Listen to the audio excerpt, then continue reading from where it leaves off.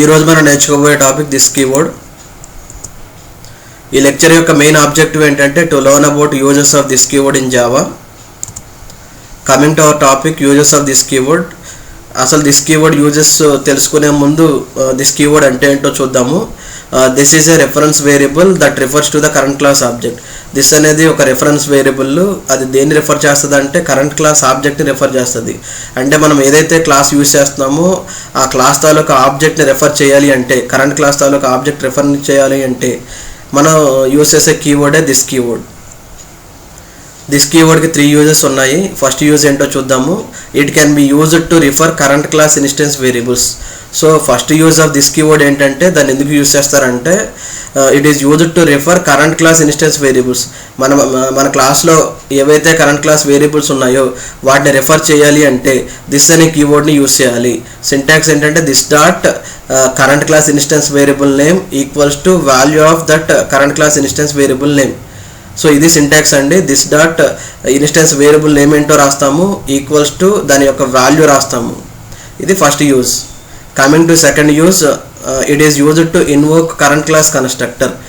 మన దగ్గర ఏదైతే క్లాస్ ఉందో, కరెంట్ క్లాస్ ఉందో, దాంట్లో ఏదైనా కన్స్ట్రక్టర్ ఉంటే దాన్ని ఇన్వోక్ చేయాలి అనుకుంటే అగైన్ మనం దిస్ కీవర్డ్ యూజ్ చేయొచ్చండి.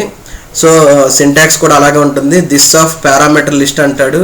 ఇక్కడ దిస్ అంటే దిస్ ఇన్ బ్రాకెట్లో పారామీటర్ లిస్ట్ ఎప్పుడైతే రాసామో అది కన్స్ట్రక్టర్ని ఇన్వోక్ చేయడానికి అని మీనింగ్.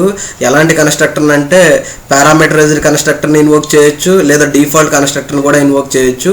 పారామీటర్స్ తీసేస్తే అది డిఫాల్ట్ అయిపోతుంది, అప్పుడు డిఫాల్ట్ కన్స్ట్రక్టర్ని కూడా ఇన్వోక్ చేయొచ్చు. So second usage of this keyword ఏంటంటే it is used to invoke current class constructor, whether it may be a default constructor or it may be a parameterized constructor. Coming to third one, it is used to invoke the current class method. So current క్లాస్లో ఏదైతే method ఉందో ఆ మెథడ్ని invoke చేయాలి అన్నా కూడా this కీవర్డ్ని use చేయొచ్చు.